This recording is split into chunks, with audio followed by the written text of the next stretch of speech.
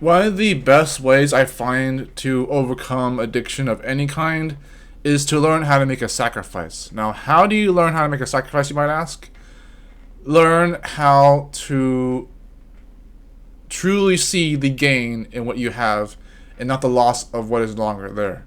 Another example, and I'll get into both of these at the same time, is to look at the foreshadowing potential of even the options you have kept all together. So we'll explain that one first. Let's say you're like me and you're in 2006 and you have two games from the early 2000s.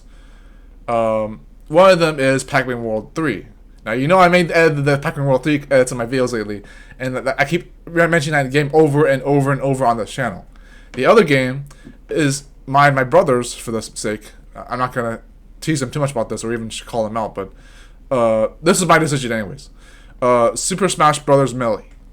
And you're going to be, let's say you're my brother, you're my older brother, and you're like, Tony, don't freaking get both these games on your birthday. This is actually the worst example of you not knowing how to make a decision in the middle of your birthday, where you have to celebrate the existence of your well-being and still not know how to make a decision for your own life. Like, this is a very simple, trivial thing to pick between two video games for your birthday, but it's still important to learn how to make a decision, especially as young as we were. Imagine, you know those cartoons where they talk about like kids who are the same person they were until they're adults in the cartoons?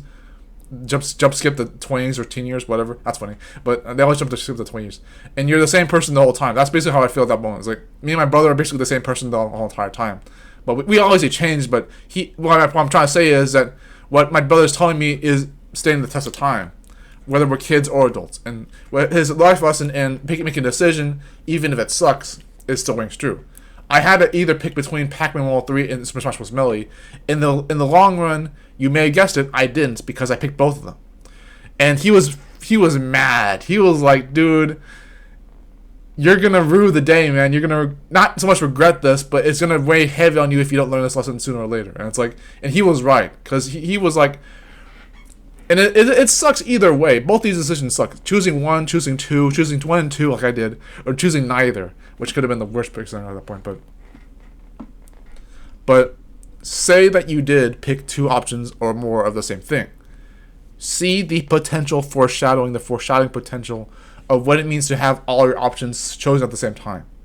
And that's all. I'll leave that at right now. But for the example one, which is to see what you have gained, not what you have lost, I would say that with sacrificing for addiction or sacrificing in general, don't think of it as being a sacrifice for what you want. Think of it more as what you'll gain in spite of what you didn't actually have to lose.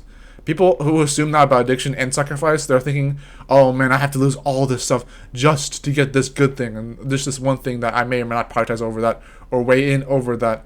It doesn't have to be that way. Even this contradicts my last example about the video games and stuff. See it as more like, not only do you not necessarily have anything to lose just to get this, but getting this is its own world. There's an own world of getting this one thing that doesn't surmise you being in this other experience. As I always say in this weird abstract notion, experiences betray the instances. Don't always be hard on yourself about that.